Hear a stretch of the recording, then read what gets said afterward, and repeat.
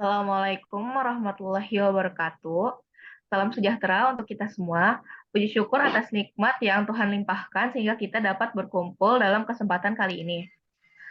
Kami dari kelompok 9 akan mempresentasikan tentang peran bimbingan konselor terhadap pembentukan karakter murid. Sebelumnya, saya ingin memperkenalkan anggota kelompok kami. Yang pertama ada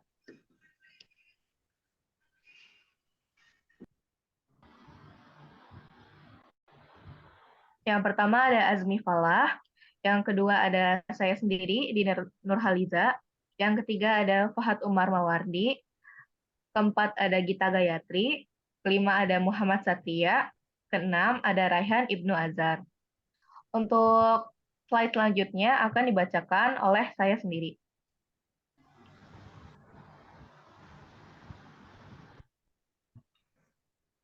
Pendahuluan. Konseling memegang peranan yang sangat penting dalam bimbingan.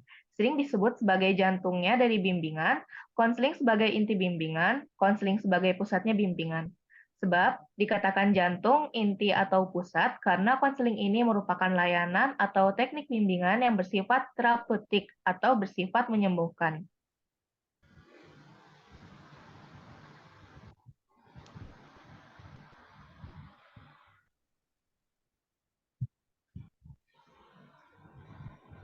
Prinsip-prinsip konseling terdapat 5. Yang pertama, konseling tidak sama dengan memberikan nasihat. Sebab di dalam pemberian nasihat, proses berpikir ada dan diberikan oleh penasihat.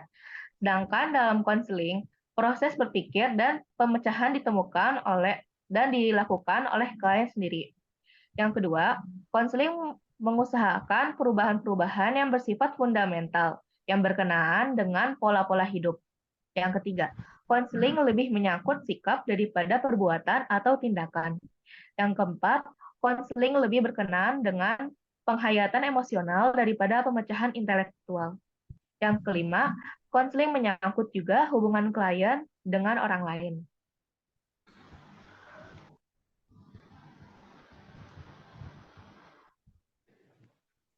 Tinjau pustaka. Pembentukan karakter sangat erat kaitannya dengan pendidikan karakter.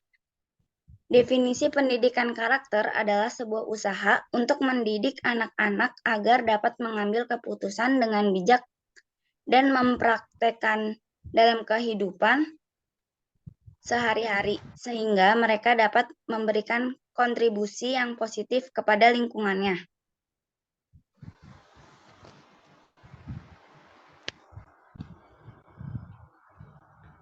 Hasil yang baik dari pembentukan karakter dirancang untuk diberikan kepada siswa yang sudah mulai banyak bersosialisasi baik secara intern di sekolah atau ekstern dengan pihak di luar sekolah. Kurikulum dilaksanakan secara bertahap dan direncanakan pada saat meninggalkan bangku sekolah dasar. Seluruh aspek pembentukan karakter telah selesai diberikan termasuk evaluasi di dalamnya.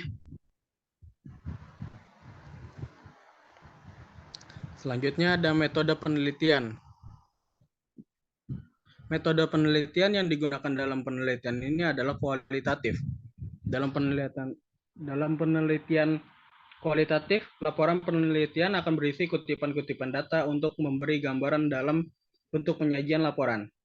Data tersebut mungkin berasal dari naskah wawancara, catatan, atau memo, dan dokumen resmi lainnya.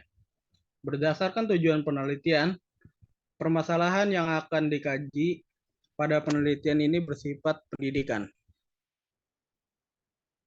Next.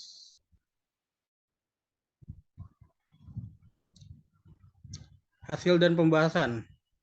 Definisi pendidikan karakter menurut William dan Snap, any deliberate approach by which school personnel, often in conjunction with parents and community members, help children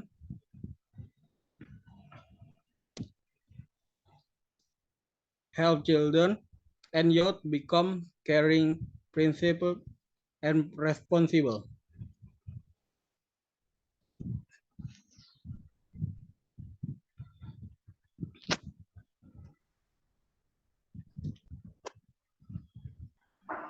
Maknanya kurang lebih pendidikan karakter merupakan berbagai usaha yang dilakukan oleh para personil sekolah, bahkan yang dilakukan bersama-sama dengan orang tua dan anggota masyarakat untuk membantu anak-anak dan remaja agar menjadi atau memiliki sifat peduli, berpendirian dan bertanggung jawab.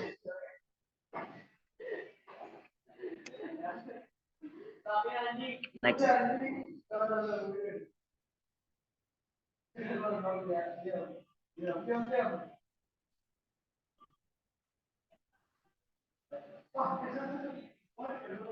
Pemecahan masalah, pembuatan keputusan, penyelesaian konflik merupakan aspek yang penting dari pengembangan karakter moral.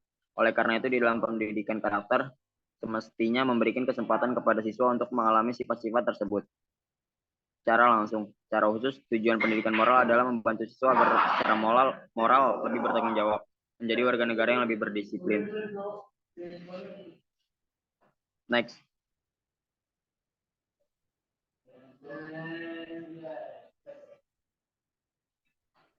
Peran konselor dalam pembentukan karakter murid tercatat dalam Undang-Undang Nomor 20 Tahun 2003 tentang Sistem Pendidikan Nasional Pasal 3, bahwa pendidikan nasional berfungsi untuk mengembangkan kemampuan dan membangun watak serta peradaban bangsa yang bermartabat dalam rangka mencerdaskan kehidupan bangsa. Lalu ada bertujuan untuk mengembangkan potensi peserta didik agar menjadi manusia yang beriman kepada Tuhan Yang Maha Esa, berakhlak mulia, berilmu, dan menjadi warga negara yang demokratis serta bertanggung jawab.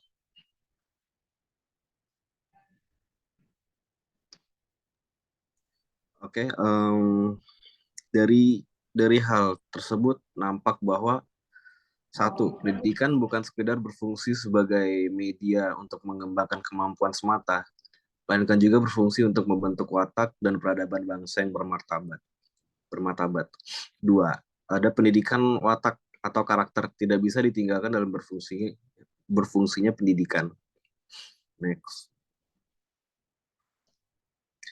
Jadi kesimpulannya, konselor sekolah memiliki tugas yang sangat dekat dan erat dengan misi pendidikan karakter. Kedekatan dan keeratan kewajiban konselor sekolah terhadap pendidikan karakter terlihat secara jelas dari bidang gerak, bimbingan, dan konseling yang berimplikasi bahwa konselor sekolah secara substantif dan fungsional memiliki tugas yang tidak terelakkan. Next.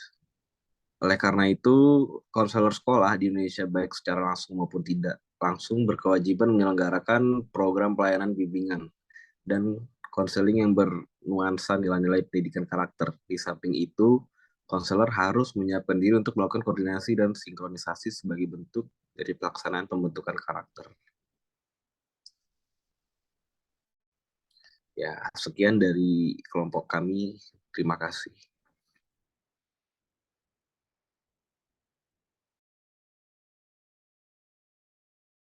Mohon maaf jika ada kurang lebihnya.